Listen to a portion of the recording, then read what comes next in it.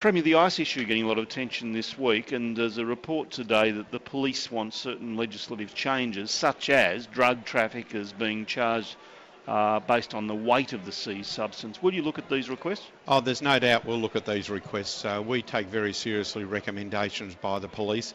We're responding to the report handed down in Parliament. We're rolling out our responses, and even today, Neil, I can announce on air with you some additional responses. We're announcing $1 million to continue what's called the PARTY program, Prevent Alcohol and Risk-Related Trauma in Youth. And this is a program that takes senior secondary students and brings them to the Royal Melbourne Hospital and here to the Alfred and shows them through for a whole day the trauma, the emergency department. It's the consequences, isn't it? That's right. So people understand the consequences of risk behaviour. So you're putting an extra $1 million into that? We're putting extra money into that, and we're also putting an extra $200,000 to take it into regional and rural areas so that some of our regional cities can be exposed to this. And because I think young people need to see the consequences of the abuse of drugs and alcohol, the direct effects, whether it's through car accidents, whether it's through violence in the streets or violence at events.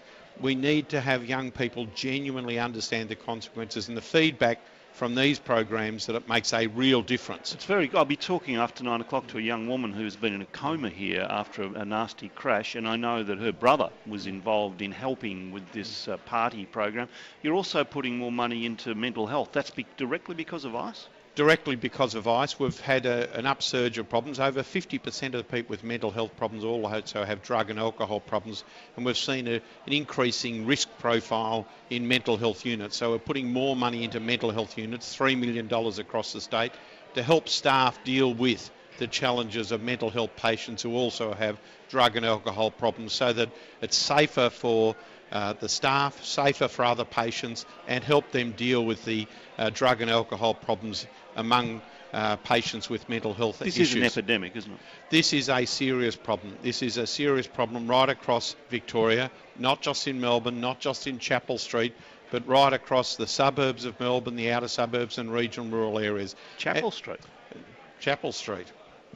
Is Chapel Street an ICE problem? Isn't it? Well, I think what was seen with recent reports from the Pennington Institute, where they analyse urine in wastewater, and they're able to analyse and they're able to identify the spots where there's higher levels of breakdown products from methamphetamines, and the party areas, the King Street, Chapel Street, certainly rate very highly, but also it's right across the state. There is all families from all socio-economic groups are all affected by these problems, and that's why we're putting more sniffer dogs out there. We're giving police, all patrol cars, highway patrol cars will have drug testing equipment. We're increasing the number of drug tests from 42,000 to 100,000.